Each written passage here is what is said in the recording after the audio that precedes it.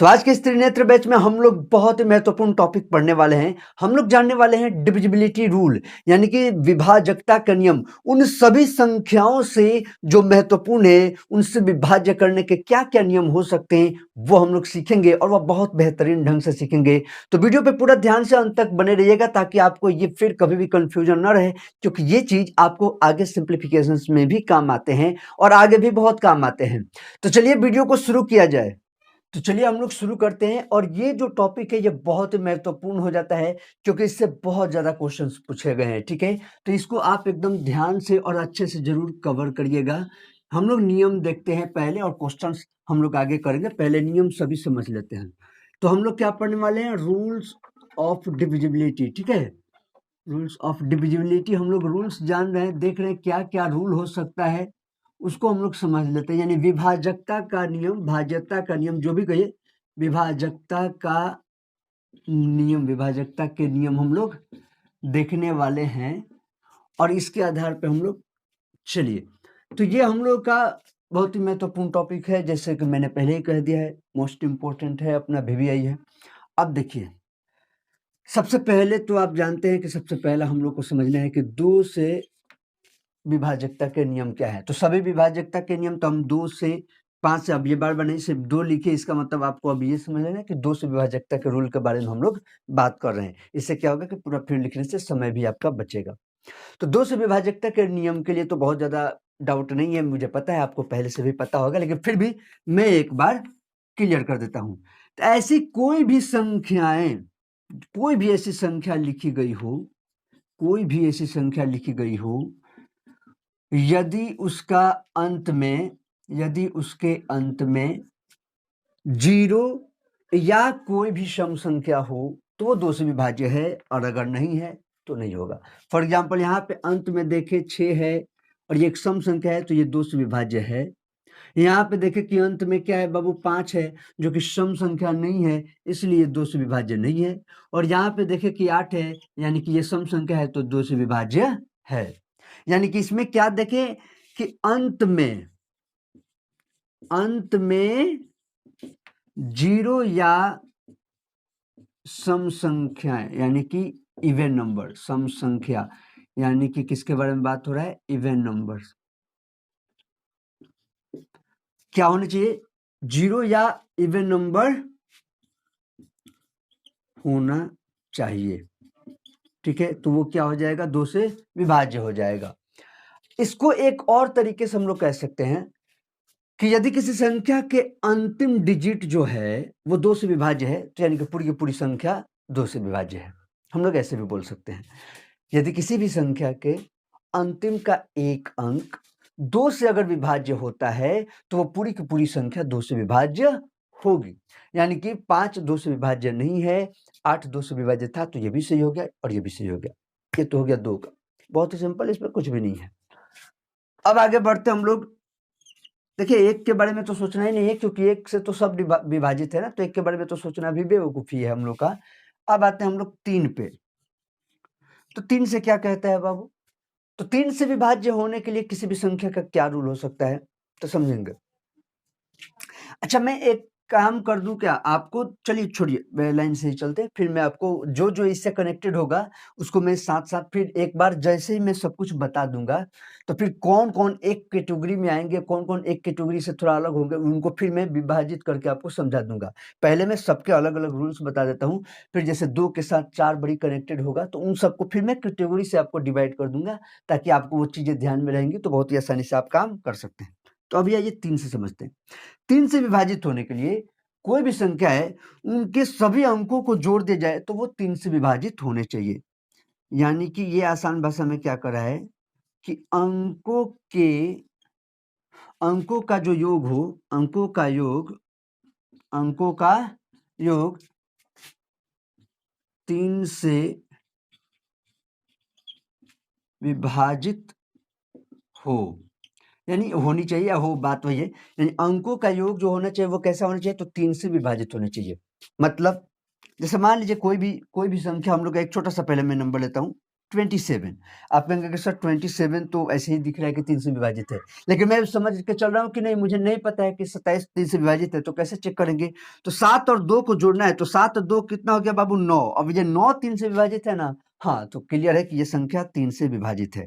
जैसे for example कुछ भी हम लोग ले लेते हैं, ऐसा कुछ भी नंबर हम लोग ले लिए, अब इसको हम लोग को चेक करना है कि ये 3 से विभाज्य है या नहीं है। तो हम क्या करेंगे, इसके सभी अंकों को जोड़ देंगे। जैसे 3 2 5, 5 5 10 और 10 4 14। तो चूंकि 14 जो संख्या आया है ये 3 से विभाज्य नहीं है, इसलिए ये संख्या भी 3 से विभाज्य नहीं होगी। अगर इसी सेम नंबर में ध्यान देंगे, ये सेम नंबर में यहाँ पे लिखूं, ठीक है, दिख रहा है, दिख रहा है। अगर ये मैं सेम नंबर यहाँ पे लिखूं 3 2 5 4 और यहाँ पे मैं 1 लगा दूं, तो ये पक्का 3 से विभाज्य हो जाएगा। क्यों? क्योंकि यहाँ पे 14 तो हो गया था, 1 जोड़ देंगे तो 15 हो जाएगा। जैसे देखिए 3 2 5, 5 5 10, 10 4 14 और 14 और 1 मिलकर कितना हो गया? 15। यानी कि 15 जो नंबर आया ये पूरा 3 से विभाज्य है। अब 15 3 से विभाज्य है, इसका मतलब पूरी की पूरी संख्या भी 3 से विभाज्य है। ठीक है, आप इसको कहीं नॉर्मली जो जानते हैं उससे आप चेक भी करके देख सकते हैं। 3 से जब आप भाग लगाएंगे, 3 से एक बार में कट गया, फिर 2 4 0 3 8 24 1 4 3 4 के 12 2 1 3 7 1 कट गया। तो पूरा लंबा चौड़ा भाग नहीं करना पड़े, इसीलिए तो ये सब हम लोग नियम पढ़ रहे हैं। ठीक है, तो ये आपका हो गया 3 से विभाजिता का नियम, 2 का हो गया, 3 का हो गया। आइए आगे बढ़ते हैं। अब आइए, अब हम लोग देखते हैं कि 4 से विभाजकता का क्या नियम है, 4 से विभाजकता का क्या रूल है। तो 4 से विभाज्य होने के लिए नियम कहता है कि यदि किसी भी संख्या का अंतिम का 2 अंक 4 से विभाज्य हो तो पूरी की पूरी संख्या 4 से विभाज्य होगी, या फिर अंत में 2 शून्य हो तब भी। जैसे समझिएगा क्या कहता है कि यदि किसी संख्या के अंत के 2 अंक 4 से विभाज्य हो या अंत के 2 अंक शून्य हो तो 4 से विभाज्य होगी। बात करता हूं, तो 4 से विभाज्य है। तो अब क्या कहते हैं, जैसे हम लोग कोई लेते हैं, कोई संख्या लेते हैं, देखते हैं, तो इसको समझिएगा। अच्छा, ये थोड़ा सा मैं जल्दी जल्दी लिख रहा हूं, तो मैं बोल रहा हूं, अगर किसी को ऐसे लिखने का जरूरत पड़ेगा तो वो बोलते हुए जो शब्द है उनको वो लिख सकते हैं। ठीक है, मैं थोड़ा सा जल्दी जल्दी लिख दे रहा हूं ताकि हम लोग चीजों को आगे बढ़े और समझे। ये तो नहीं लिखना था पर लिख दे रहा हूँ थोड़ा सा हिंट के लिए। ठीक है, चलिए, तो यदि किसी संख्या के अंत में 2 अंक जो है वो 4 से विभाज्य हो या अंत के 2 अंक शून्य हो तो वो संख्या 4 से विभाज्य होगी। फॉर एग्जाम्पल मान लीजिए कि कोई भी नंबर हम लेते हैं, एक नंबर है, ये 4 से विभाज्य है कि नहीं। हमें क्या करना है, सिर्फ हमें पूरा नंबर से कोई मतलब नहीं, अंत के 2 अंक, अंत के 2 अंक को देखना है। अगर ये 4 से विभाज्य है तो ये पूरी की पूरी संख्या कंफर्म 4 से विभाज्य है। तो 36 को हम जानते हैं 4 से विभाज्य है, 4 9 36, यानी कि पूरी की पूरी संख्या 4 से विभाज्य है। अगर हम लोग कोई नंबर और लेते हैं ऐसा, ठीक है, अब हमें देखना है कि अंत के सिर्फ 2 अंक के बारे में बात करना है, ये पहला और ये दूसरा, बस ये 2 ही अंक के बारे में काम करना है। अगर ये 54 जो है, 54 जो है, यहाँ पे जो 54 हम लोग लिखे, अगर ये 4 से विभाज्य है तो ये पूरी की पूरी संख्या विभाज्य हो जाएगी। जैसे यहाँ पे 36 को देखे थे, 4 से विभाज्य था तो ये पूरा सही, ये 4 से विभाज्य नहीं है तो नहीं होगा। तो 54 का जब हम चेक करेंगे तो 4 एकम 4, 1 4 और 4 3 12, शेषफल यहाँ पे आ जा रहा है 2, यानी कि 4 से पूरी तरह से विभाज्य नहीं है। इसका मतलब ये पूरी की पूरी संख्या 4 से विभाज्य नहीं होगी। अगर आपके सामने कोई इस प्रकार से क्वेश्चन आ जाए, इस प्रकार से क्वेश्चन दिया गया हो, अब पूछा जा रहा है कि ये पूरी की पूरी संख्या 4 से विभाज्य है या नहीं, तो हमें इससे कोई मतलब नहीं है कि पहले क्या लिखा हुआ है।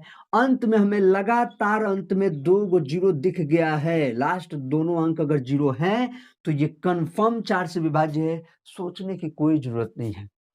अगर आप चाहें एक बार के लिए तो 4 एकम 4, 1 3 4 3 12, 1 5 4 3 12, फिर यहाँ पे 3 0 4 7 28, 2 0 4 5 20 कट चुका है, यानी कि पूरा का पूरा भाग भी देख के आप देख सकते हैं, भाग देख के भी देख सकते हैं। अब अगर कुछ ऐसा नंबर लिखा हो ना, अब हो कि ये पूरी की पूरी संख्या 4 से विभाज्य है कि नहीं, तो जा इसमें तो 2 गो जीरो नहीं है, इसमें तो 2 2 4 5 गो जीरो है, तो हमें 5 जीरो से कोई मतलब नहीं है। अंत में 2 जीरो है ना, अंत में 2 जीरो आपको दिख रहा है, बस बात खत्म। तो ये पूरी की पूरी संख्या 4 से विभाज्य होगी। अब आप बातों को पूरी तरह से समझ चुके हैं।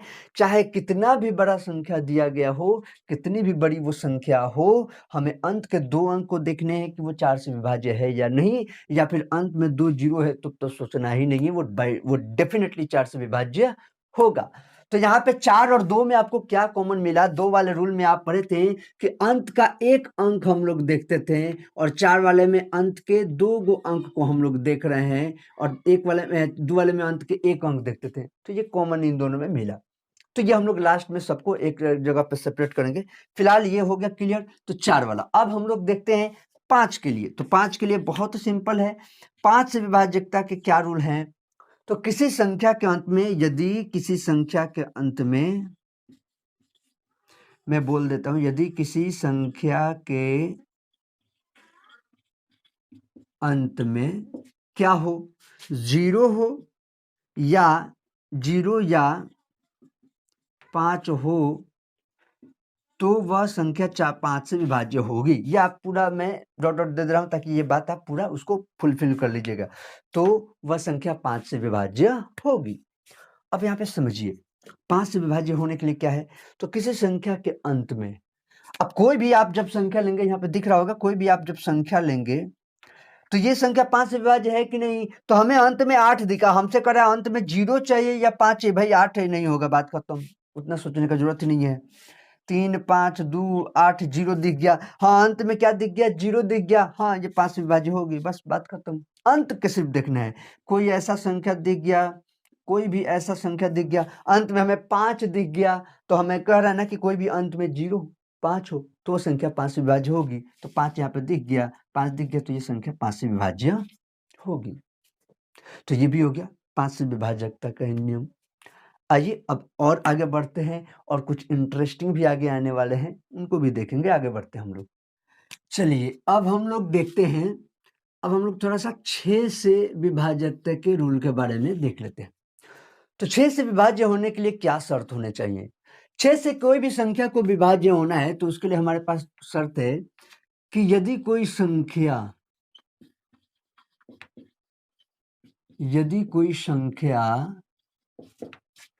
2 और 3 से विभाज्य हो तो वह संख्या 6 से विभाज्य हो जाएगी। तो वह संख्या 6 से विभाज्य हो जाएगी। अब इसका अर्थ क्या है? 2 और 3 से विभाज्य होने के लिए, अब आपको लगा अरे बाप रे, एक 6 से चेक करने के लिए हमें 2 को चेक करना पड़ेगा, इससे अच्छा मैं 6 से ही भाग नहीं दे दूंगा। लेकिन इस पे चेक करना पड़ा कहाँ? इसमें चेक करना पड़ेगा कहाँ? आप खुद समझिए, मान लीजिए कि ये कोई नंबर है 1 0 2 0, आप सोच रहे हैं कि मैं सीधे इसमें 6 से भाग नहीं कर दूंगा, कि मैं दोनों से चेक करूंगा। दोनों से क्यों चेक करना है? हम लोग 2 का रूल अभी भी देखें कि 2 के रूल के लिए क्या होना चाहिए, कि यदि संख्या के अंत में 0 हो, मतलब सम संख्या 0 हो, 2 हो, 4 हो, 6 हो, 8 हो, ऐसा कोई संख्या है तो 2 से विभाजित होती है। तो 2 से भाग करने के लिए हमें कुछ करना कहाँ पड़ा? हमें तो 0 देख गया भाई, 2 और 3 से दोनों पे चेक करना है, 2 का टिक मार्क हो गया, 2 से तो संख्या विभाज्य है, काम खत्म। अब हमारा काम है कि 3 से ये विभाज्य है कि नहीं, ये चेक करना है।